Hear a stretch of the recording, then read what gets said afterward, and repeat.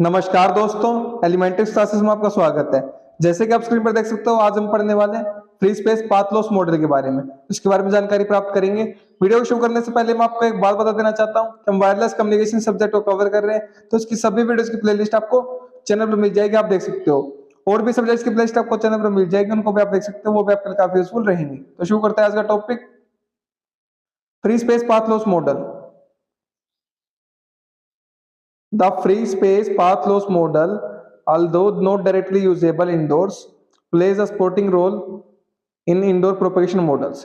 जो हमारा free space path loss model होता है वो हमारा क्या होता है, हालांकि सीधे तौर पर यूजेबल नहीं होता इंडोर्स में। ठीक है, इंडोर का मतलब क्या है, कोई इमारत है या कोई शेल्टर, कोई आवास है, उसके अंदर जो हमारा लॉस की बात कर रहे हैं, हम उसकी बात कर रहे हैं। ठीक है, उसमें जो हमारा रेडियो वेव प्रोपेगेट हो रही है, उसमें जो लॉस हो रहा है इंडोर्स मतलब इमारतों के अंदर, आवासों के अंदर, शेल्टर्स के अंदर, उसकी बात करें। इंडोर्स का मतलब ये है। तो फ्री स्पेस जो पाथ लॉस मॉडल होता है हमारा, वो क्या करता है, सीधे तौर पर हमारा इस्तेमाल नहीं किया जाता, यूजेबल नहीं होता, उपयोगी नहीं होता इंडोर्स में।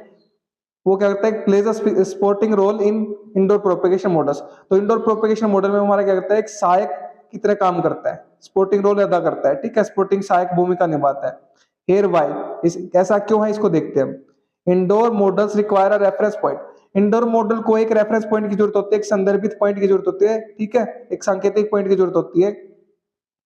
They often need a path loss value at a close distance as a starting point for their calculations। तो जो हमारे इंडोर प्रोपेगेशन मॉडल होते हैं, उनको अक्सर क्या होती है, एक पाथ लॉस वैल्यू की जरूरत होती है क्लोज डिस्टेंस पर, नजदीकी डिस्टेंस पर, शुरुआती पॉइंट के तौर पर। मतलब उनको कैलकुलेशन को शुरुआत करने के लिए क्लोज डिस्टेंस पर, एक नजदीकी डिस्टेंस, पाथ लॉस वैल्यू का एक रेफरेंस पॉइंट की तरह जरूरत होती है, एक संदर्भित पॉइंट की तरह जरूरत होती है। ठीक है, कैलकुलेशन को शुरू करने के लिए। ठीक है, क्लियर है बात। Free space provide a base line. तो जो हमारा फ्री स्पेस होता है वो क्या करता है, एक बेस लाइन आधार रेखा प्रोवाइड करता है, प्रदान करता है। The free space model offers a theoretical path loss value assuming a perfect environment with no obstacles. तो हमारा फ्री स्पेस मॉडल होता है वो क्या करता है, हमें एक थ्योरेटिकल पाथ लॉस की वैल्यू प्रोवाइड करता है, एज्यूमिंग अ परफेक्ट, एक परफेक्ट, एक आदर्श एनवायरनमेंट मानकर, जिसमें कोई ऑब्स्टेकल नहीं होते। ठीक है, एक perfect environment, free space environment मानकर, जहां पर कोई ऑब्स्टेकल नहीं है, उसमें क्या करता है, हमारी थ्योरेटिकल पाथ लॉस की वैल्यू को प्रोवाइड करता है। ठीक है, this serves as a reference for indoor models which consider the additional signal conditioning, signal weakening due to the walls and furniture etc। तो ये जो हमारा क्या होता है, ये सर्व करता है हमें, ये प्रदान करता है हमें एक रेफरेंस पॉइंट, जो हमारा फ्री स्पेस मॉडल है। ठीक है, एक रेफरेंस पॉइंट देता है हमारे इंडोर मॉडल्स के लिए, एक संदर्भित पॉइंट देता है हमारे इंडोर मॉडल के लिए, जो क्या करता है, कंसीडर करता है हमारा एडिशनल जो हमारे सिग्नल वीकनिंग है, जो सिग्नल का नुकसान हो रहा है ड्यू टू वॉल्स, जो हमारी दीवारें हैं उनकी वजह से, जो फर्नीचर है या फिर एटसेट्रा, ऐसे कोई स्ट्रक्चर है उसकी वजह से जो सिग्नल का लॉस हो रहा है, नुकसान हो रहा है, वीक हो रहा है, सिग्नल हमारा जो कमजोर हो रहा है, उसको कंसीडर करता है फिर ये। ठीक है, इस रेफरेंस पॉइंट को लेकर के। क्लियर है बात। The model is defined by equation given below. तो मॉडल को हम इक्वेशन डिफाइन करते हैं, ये नीचे दे रखी है, which depicts the path loss as positively quantity in dB. जो में क्या करती है, पाथ लॉस बताती है पॉजिटिव क्वांटिटी डीबी में। ठीक है, तो पीएल हमारे यहाँ पर क्या, PLD is equal to -10 log GT G R lambda square upon 4 pi whole square D square. ठीक है, यहाँ पर देखते हैं क्या क्या टर्म है हमारी।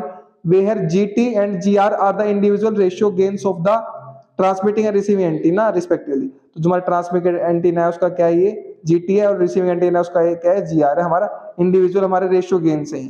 ठीक है, गेन हमारे ये ट्रांसमिटिंग रिसीविंग एंटीना के। लैम्डा क्या दर्शाता है, lambda gives the wavelength in metre. Lambda हमारा वेवलेंथ है, मीटर में दर्शा रहा है। D is the TR separation in metre. TR मतलब ट्रांसमीटर और रिसीवर का सेपरेशन है। डी डिस्टेंस हमारा क्या दर्शा रहा है, ट्रांसमीटर रिसीवर के बीच में डिस्टेंस जो सेपरेशन उसको दर्शा रहा है मीटर में। When antenna are removed we assume that, जब एंटीना रिमूव कर दी जाते हैं, जीटी हम अज्यूम करते हैं, मान के चलते हैं, जो हमारा जीटी ट्रांसमीटर गेन है, रिसीवर गेन है, वो इक्वल है 1 के। क्लियर है बात। The free space path loss equation gives desired result only if the receiving antenna is in the far field or Fraunhofer region of the transmitting antenna. जो हमारा free space path loss equation है, वो हमें desired, जो हमारे इच्छुक result है, परिणाम है, वो हमें तभी देगा जब हमारा जो रिसीविंग एंटीना होगा वो क्या होगा, फार फील्ड में होगा, ट्रांसमिटिंग एंटीना के फार फील्ड में होगा। ठीक है, the far field denoted as the distance DF. तो फार फील्ड को हम डीएफ से डिनोट करते हैं। ठीक है, डीएफ मतलब far field given by equation below. उसको इक्वेशन देखते हैं, आगे इक्वेशन दे रखी है। तो यहाँ पर क्या, पीएल हमारा क्या, पाथ लॉस है हमारा डिस्टेंस पर। ठीक है, और जो हमारा -10 log GT/GR lambda square 4 pi square D square से दर्शाया गया है। तो अब इक्वेशन देखते हैं हमारी, यहाँ पर देखिए जो हमारा फार फील्ड दे रखा है, जो हमारा डिस्टेंस पर एज अ डिस्टेंस, तो हमारा फार फील्ड किसे दर्शा रहा है, हमारा DF से, ठीक है। Far field as a distance is equal to 2D square by lambda, ठीक। तो यहाँ पर D क्या दर्शा रहा है हमारा, D हमारा largest linear dimension of antenna.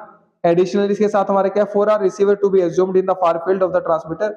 तो एक रिसीवर को हमारा फार फील्ड में एज्यूम करने के लिए, मानने के लिए, ट्रांसमीटर के जो हमारा फार फील्ड है उसमें मानने के लिए, इट मस्ट सेटिस्फाई, इसको सेटिस्फाई करनी पड़ेगी।